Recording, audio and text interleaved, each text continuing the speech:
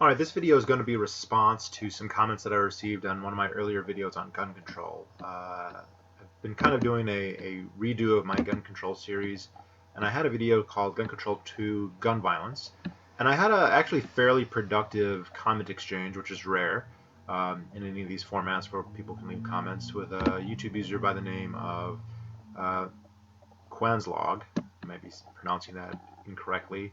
Anyone who wants to go just can go and read the dialogue there. And we kind of had a resolution within that context of that discussion.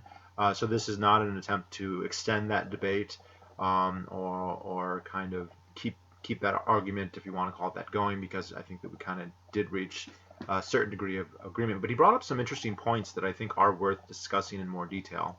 And I also kind of have had a policy where if I find myself making lots of long comments in whether it's on Reddit or on YouTube or on Facebook, that the topic is probably something that is worthy of more in-depth discussion and a video. So he brings off this comment by saying, he's not really thought much about gun control. It's not a big issue to him. He's from the UK. Guns are not personally part of his life or anyone that he knows.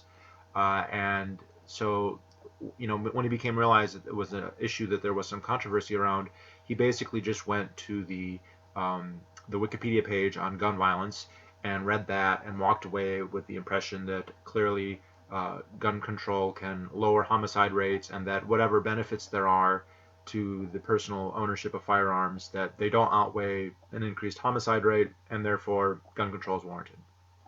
Now, there's that argument is pretty much encapsulates the entire basis for any utilitarian argument for gun control, at least in terms of crime. Now, there are other reasons for gun control. There are more overt political reasons for gun control that more totalitarian regimes will voice. So you will have, the Hitlers, the Stalins, the Maos of the world saying, we need to have a political monopoly. We can't allow there to be an armed citizenry. Sometimes they say it in that many words, sometimes less. Among the quote-unquote liberal democracies, you don't get that kind of rhetoric. Of course, the proponents of gun rights will talk about that, but the people advocating gun control basically never look at it in those terms. They tend to take a view that the potential for government tyranny is basically non-existent, very Wilsonian view of the world, and they look at it more in terms of a utilitarian cost-benefit analysis for the whole world. So anyway, my initial reaction to his comment was surprise. Now, it has been some time, but I've read the Wikipedia article on gun control on numerous occasions over the years, and of course the article does slowly change. It's edited and it's not always identical, but I had never read it and come across the impression that there was strong evidence that gun control reduced homicide rates, and I was curious what his basis for that was. And I went back and reread the article, and he was kind enough to provide specific citations from the article. And the problem was, from my point of view, that there's a couple points in the article where they reference studies that indicate that there could potentially be a link between gun restrictions or gun control laws and homicide rates, a reduction of homicide rates. And we hemmed and hawed about some of those studies, and the first thing that came out to my mind was there are very few even listed in that article. He kind of referenced 5 or 6. All of those 5 or 6 have been disputed. There have even been other empirical studies of the exact same data sets coming to different conclusions. And my kind of reaction is, even if we can find some studies, that's not a very strong argument. And then he replied that, well, there doesn't need to be a strong argument. Even if it's a small chance that they actually have an effect on homicide rate, that's good enough for me. And so I want to address why that's not a very good argument. First one, just the weight, the preponderance of empirical data. Gun control is not, well, first of all, there's problems with just that term, gun control. There are potentially infinite number of restrictions that you could put onto guns that would count as gun control, and they would not all have identical effects on the population, even theoretically, let alone practically. So you could have a fee for having a license. You could require licensure. You could require registration. You could restrict type. You could require training. You could require a safe ownership. You could set limits to how many you could buy per month or per year, or bullets, or you know, who qualifies to own and when do they not qualify to own, and not all of these things will have the same effect on everyone. But my problem here is that gun control laws are not rare. We have them in every country, including the United States, including Switzerland, including any of the most pro-gun countries. And I think it's fair to say, on balance, the United States is the most pro-gun country by a fairly wide margin. There's a few that de facto are relatively free market when it comes to guns, just because the states are not that actively involved, but that's not a very big number. Um, and we have what, 200 states in the world, and not to mention various municipalities within those states. You know, classic example, just within the United States we have 50 different states, and their approach to gun control does vary a significant amount. The way that California or Connecticut treats guns is very different than the way just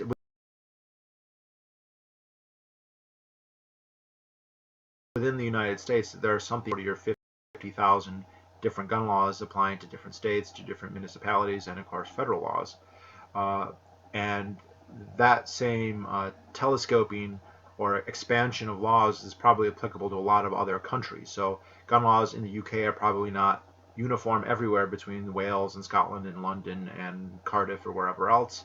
Same in Germany, same in France, same in China, same in India, same in there's probably unusual to find states where they have a uniform policy for the whole state. But anyway, the point being that there are many thousands just within the United States and around the world, probably hundreds of thousands of different gun laws. So this is a topic that there's a huge amount of data that could be researched. Now, these aren't laboratory experiments, and so there are problems with doing empirical testing at this scale. There's no way to really do lab testing, so you have to look at like historical data or empirical data. But there's a lot of gun, you know, if you want to look at registration, there's a lot of countries that have implemented registration. There's a lot of states in the United States that have implemented registration. So the potential is for there to be a huge number of studies. And if all you can do out of the many thousands of potential scenarios that could be researched and indeed have been researched, if you can find 3 or 4 studies that show that there might be a correlation, that's not very convincing. If this was a real effect, you would expect to see much more. And I was listening to a discussion just about empirical research in general on an unrelated topic, but by a bioethicist who was saying that, you know, if you have 20 studies on a subject and 19 of them find no correlation between, you know, a variable and a cause, and then the 20th study finds a correlation, that's not very persuasive. That one study in 20 is likely to get that anyway, and that's just noise. That's not proof. That's not even strong evidence. Now, if you had 4 studies or 10 studies or 15 studies out of the 20 that showed a correlation, well, that's considerably more valuable. That's considerably more likely to show that there may be something there, at the very least a correlation. And kind of the problem with almost all of these studies is that they make a correlation equals causation leap. I have yet to encounter a gun control advocate who didn't basically rest their argument on the correlation equals causation fallacy and just say it's good enough. Now, if correlations are strong enough, we can start to get, you know, more and more certain that maybe there's something there, that there's actual causal relationship. But you know, when we have thousands and thousands of studies that have been done, and you can only point to a handful, and those handful can have major problems potentially, that's not very convincing. One of the studies that he cited from the Wikipedia article was a study of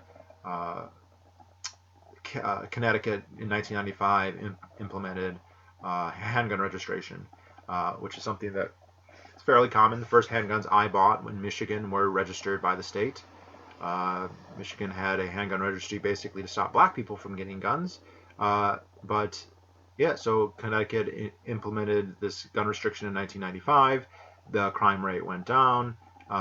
Therefore, now the authors come up with the problem. Well, what would the crime rate have been had this law not been passed? And they developed an algorithm for that, where they picked 10 other states and said, well, let's look at these states, and these states are the proxy states, and we'll average their homicide rates, and that's what the homicide rate in Connecticut would have been if it hadn't passed this law. And wouldn't you know, Connecticut had a lower homicide rate than that aggregate did. But it's an open question of whether that's actually predictive of what the homicide rate in Connecticut would have been. And the main problem with the study was that the homicide rate in Connecticut was going down before the ban, before the registration, and it was actually going down faster before the registration than after. And the authors of the study made no attempt to explain how that could be. That's a huge problem. It shows that if the homicide rate is going down, it's obviously going down by some factor other than gun control or this specific gun control. The other problem here was there was major goal shifting. So this was a person who, Kunislag, was initially saying, well, I favor a gun ban. Gun bans reduce homicide. And then he mentions 5 studies in Wikipedia, none of which dealt with gun bans. They all dealt with other types of registration, pistol registration in the case of Connecticut, waiting periods, that sort of thing.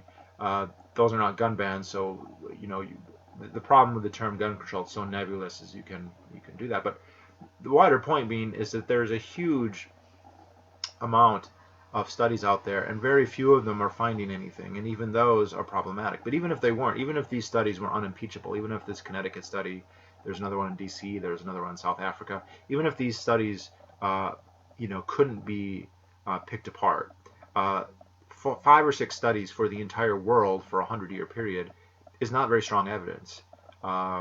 If this is a real effect, if restricting guns for civilian ownership is something that is practically speaking going to be effective at reducing homicide, then it should have a much bigger empirical footprint than it does. And in the course of our debate, I said, if we look longitudinally at homicide rates at various countries, say the United States or for Australia or the UK or Mexico or wherever, and there's a huge problem in these studies too with cherry picking the data, but the claim that gun restrictions or gun laws reduce homicide should have very predictable indicators. So if we were to look at the homicide rate, we should be able to pick, well, the homicide rate's dropping here, there should be a gun restriction happening. However, if we look, we actually don't see that. So I actually have here a book. I've done a review on this book. It's called The Rise and Fall of Violent Crime in America by Barry Latzer. It's a good book.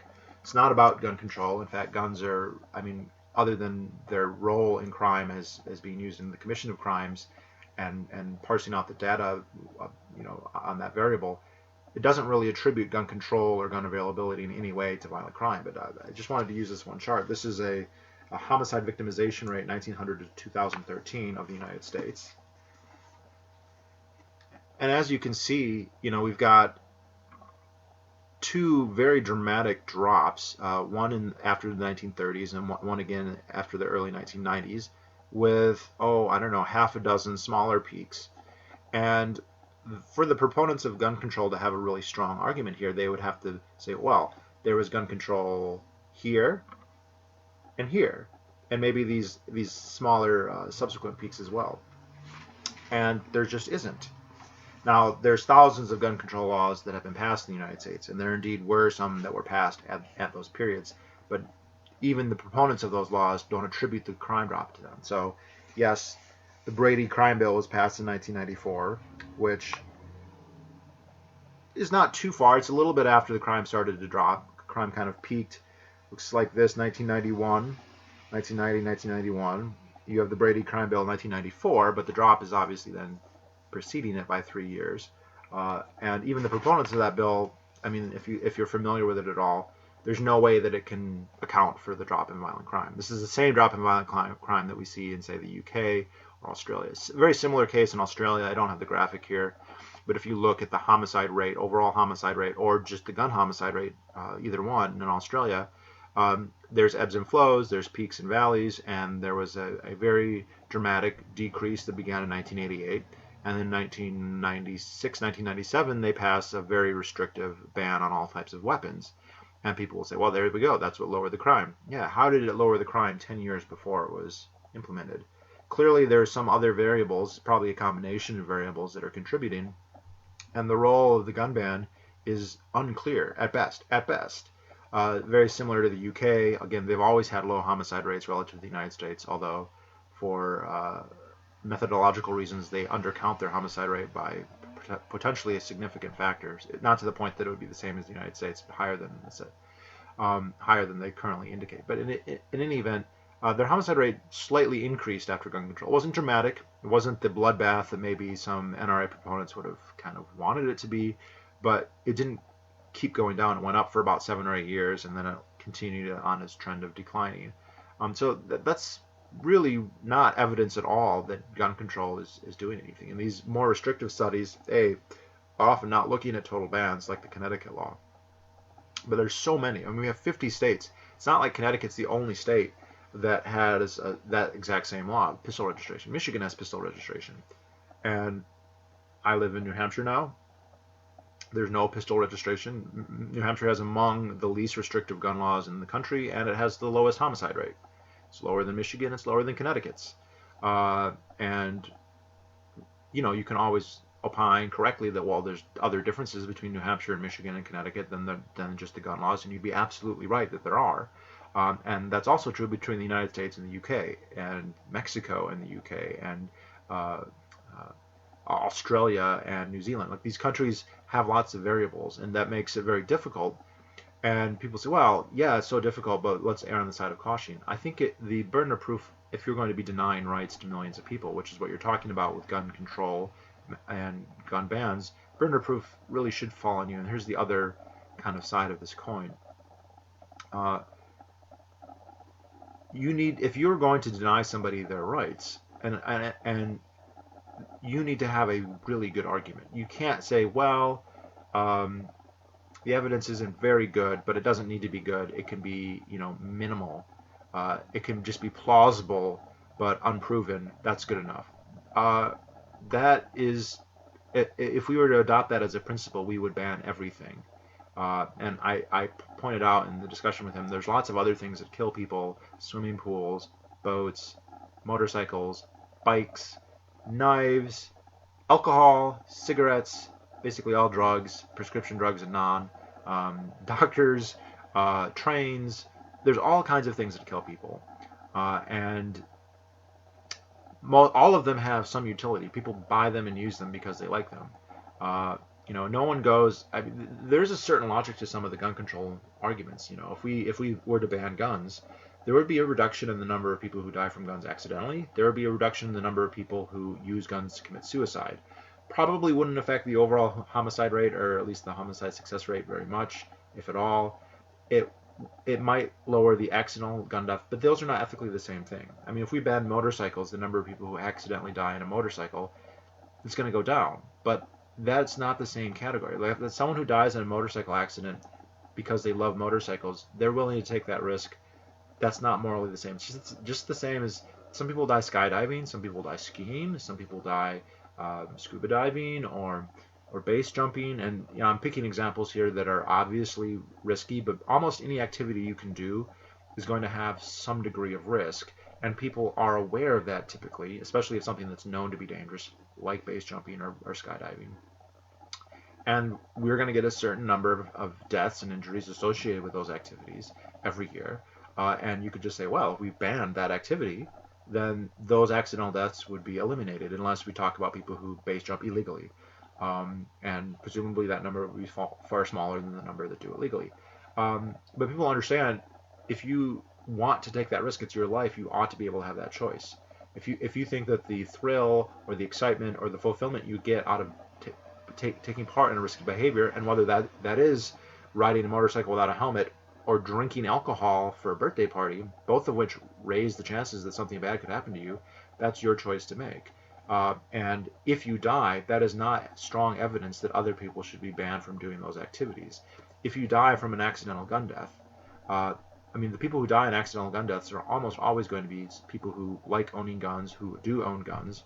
There is, of course, the category of people who are accidentally killed by somebody else, but who are themselves not gun owners. I don't know what that number is, but I presume that it is quite small.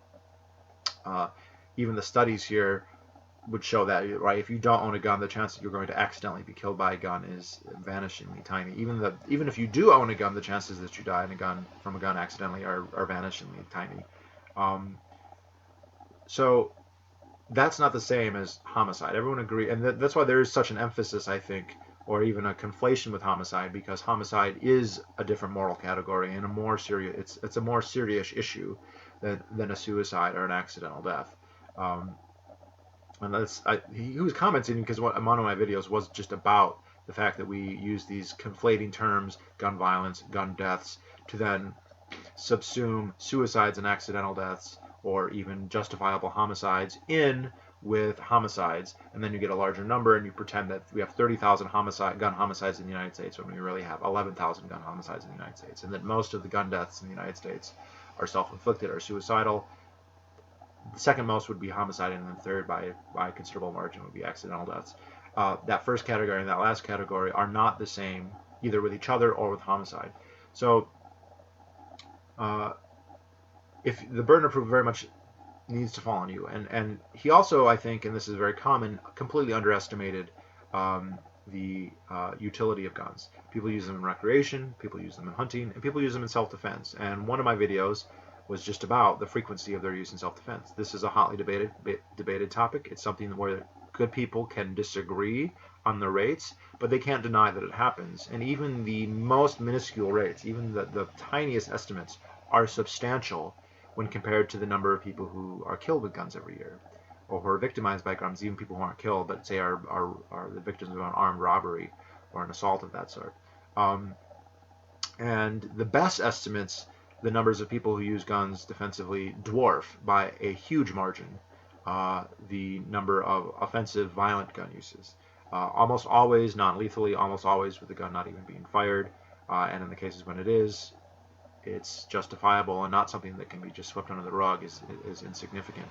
I understand that there is a certain very satisfactory logic to just very simple kind of intuitive, well, if we make guns harder to own, then criminals will have fewer of them, therefore there'll be less crime committed with them. That is true in the sense that, yes, restrictions do tend to make guns more difficult for criminals to own, but they make it much harder for legal people to own guns.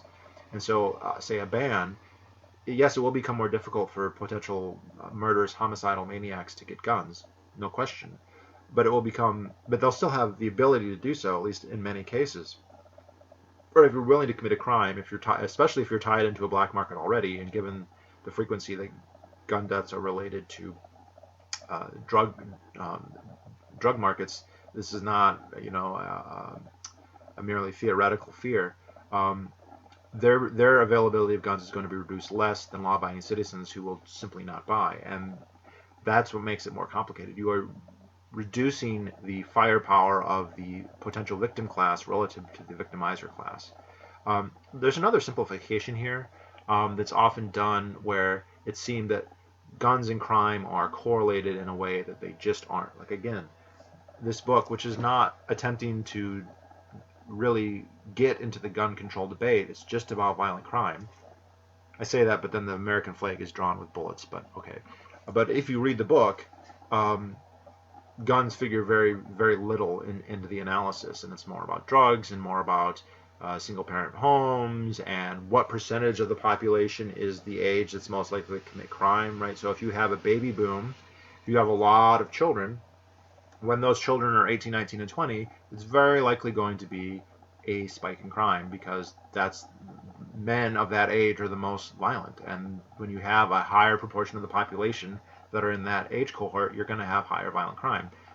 Contrary to that, if you do something like you draft all the men of that age and put them in the army and then send them overseas, domestic crime anyway is going to go way down. Now, you might end up with hundreds of thousands of foreign murders in the context of a war, but that is it's something he actually addresses in the book a little bit as well. It gets into moral arguments that I don't want to get weighed into in this book and be a book in and of itself, but you can reduce homicide by doing that. And this is very similar, I think, when people talk about crime as if it's a one-to-one relationship with, say, poverty, and they say, well, poverty makes people do crime. It's not that simple. There's lots of impoverished areas that don't have high crime rates, and there's areas that are less impoverished that do. And the argument for poverty, I think, is stronger than the argument for guns. There's just not enough of a correlation. When I say there's not enough, there's basically none. Not with ownership rates and violent crime, not in restrictions and the effects on crime, not with any of it. And it's going to take a lot more than the occasional study out of the thousands, or at the very least the hundreds that are done, for that to be a persuasive argument. And the burden of proof really does need to be on you. You can't take the opinion, oh well, yes, and to his credit, he didn't say there's overwhelming evidence. He says, yeah, the evidence is not that great, but it doesn't need to be that great because we're talking about human life here. Again, we could be saying that about, say, a new drug. There's a chance this could kill someone. What if it's 1 in 1,000? Yeah, it's not very high, but let's ban the drug, and the people who might be helped by that drug, so what? It doesn't matter. This is something that you are free to do in your own life. Obviously, if you think, hey, I know it's not very convincing, but I don't want to have a higher risk of accidentally killing myself with a gun or committing suicide with a gun, so I'm not going to buy one, and I'm going to encourage my friends not to buy one. Sure, of course, why not? But when you start talking about a legal ban or legal restriction, you are totally inverting that and saying, I'm going to other people and forcing them that they are not allowed to own a gun, even if they so choose to wish to, or so choose to. So,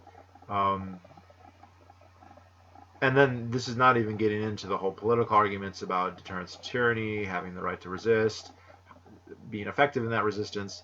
And I think here then there is a parting of the ways, not necessarily with Kuneslag, but with others, on having a fundamentally benevolent view of the state, as the state is incapable of being tyrannical for some magical reason apparently, and those who feel like that is an omnipresent potential anyway. If it's not necessarily happened at any given moment, doesn't mean that it can't.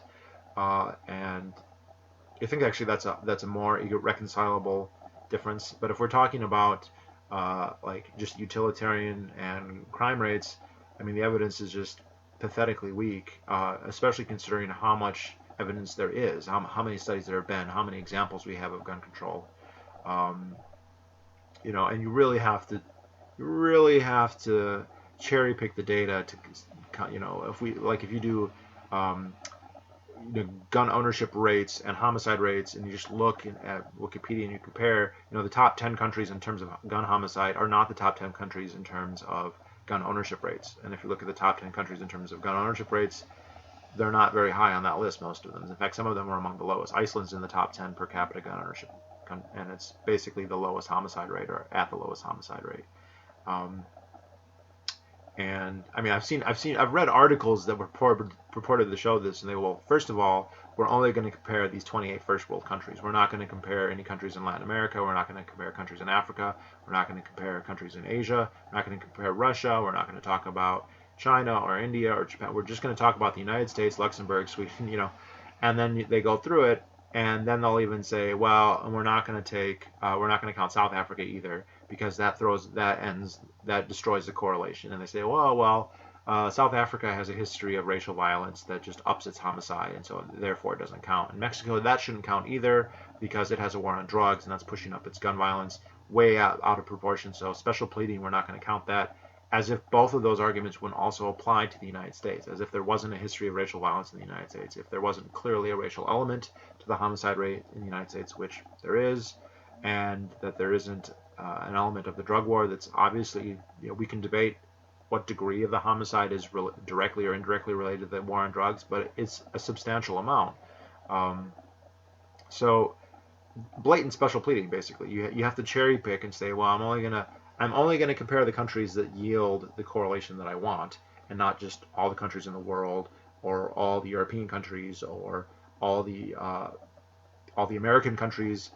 So it's definitely, if that's the best you can do is to cherry pick and special plead, it's not very convincing.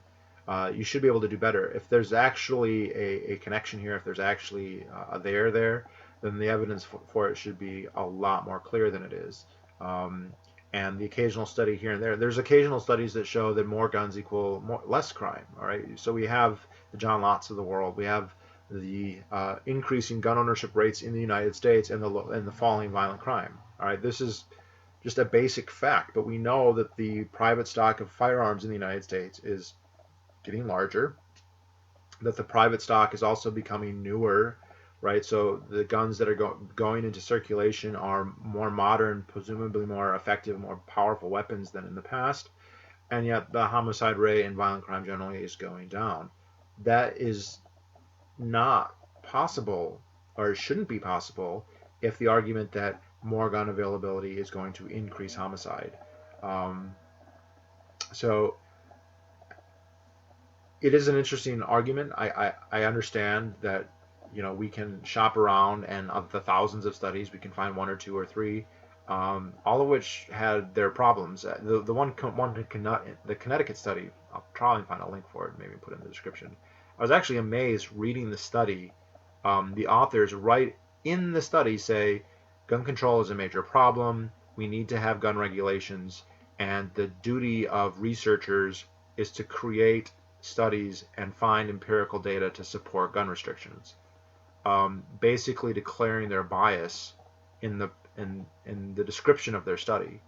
And I feel like you could reasonably end right there and say this study is bullshit. The authors are admitting a bias and an agenda at the outset. But to be fair for the point of argument, look at the study and see if there are actually problems with it, as indeed there were in that case. Um, and you find this. There are for most issues, there's going to be activist researchers out there who are going to be looking for ways to find empirical evidence for their point of view. And we could be talking about gun control. We definitely have. There are activist researchers. There are people who believe very strongly that gun control is necessary and that the United States is in the grip of a horrible gun epidemic and that we need to stop it. And the way that they can do that as a researcher is to generate studies that show that. Not dissimilar, just to kind of tie this in with my other pet issue, you've got pro-circumcision researchers who will go to great lengths, including bending ethical rules, to try and find a justification for circumcision, including going to Africa and spreading HIV among among Africans to try and justify circumcision among neonates in the United States. But these people are out there, and I don't think that we should ignore them, but we have to take in their bias with a grain of salt, and realize that if the best they can do is kind of throw together one or two studies here, or be fast and loose with the language, right? So Kellerman here, a famous study that I've referenced many times, said he does a study about the likelihood that you kill an attacker versus yourself being killed, and then people come away with that with the people never use guns in self-defense because the odds that you kill an attacker are very low, as if the only way to use a gun in self-defense was to kill your assailant. Most defensive gun uses don't entail even firing the gun, let alone killing your assailant. That is, I think, very likely a disingenuous way. Another way is to conflate gun deaths with gun violence or homicide. Say, gun death rates. I had this happen to me before, where people say, look, the gun ownership rates correlate with the gun death rates. That's like, yes, of course, because gun ownership rates are going to have an influence on how many people commit suicide with the guns. But if you look at homicide rate, overall homicide rate, or even just gun homicide rate, correlation is gone. So people are willing to make those sleight of hand, those lies of omission, to make a point, and if they are preaching to the choir, it works. But if you look at it, if you scrutinize it, and this is the first issue I ever scrutinized. I'm not from a gun-owning family. My family hunted, but my dad bow hunted, so I did not own guns. I did not touch a gun until I was 23, 24. I didn't own one until a few years after that. This was a hot topic when I was late in high school. Not long after the Columbine had happened, and this was one of the things that people talked about all the time. The NRA was taking on a lot of ads on television to fight Al Gore, of all people. And this was kind of like the first issue that I looked at. And I tried to look. I was not. That was before I was a libertarian. It was before I was an anarchist. It was before I had a strong ideological bent one way or the other. My political intuitions up to that point had been much more socialistic and collectivistic. That the government is the solution to our problems, that the government is beneficent, that the government should be actively involved in anything where there's any kind of issue whatsoever. And just starting to look at the issue even back then, and I have way more resources at my disposal now than I did in the late 90s, I came to the conclusion that gun restrictions are not effective, and they're not necessarily unnecessary, and they also raise kind of disturbing questions about political power and political monopoly, which again are not addressed by any of these allusions to homicide rates. So anyway, that was a very civil post. We had a good exchange. At the end, he kind of said that he didn't realize how many people own guns in the United States, how kind of common they were, and that he was underestimating their utility just on the numbers alone, just on the number of people who own them. And so he kind of retreated a little bit. I don't want to say he fully accepted my position or anything like that, but it was a surprisingly civil discussion based on how these things typically go. And so I applaud him for that, and I applaud him for asking questions. And I just thought that it was a worthwhile enough discussion to kind of put out there and share with everybody else. So probably should say something about the election, but I really don't care, so I won't. All right, talk to you all later. Bye-bye.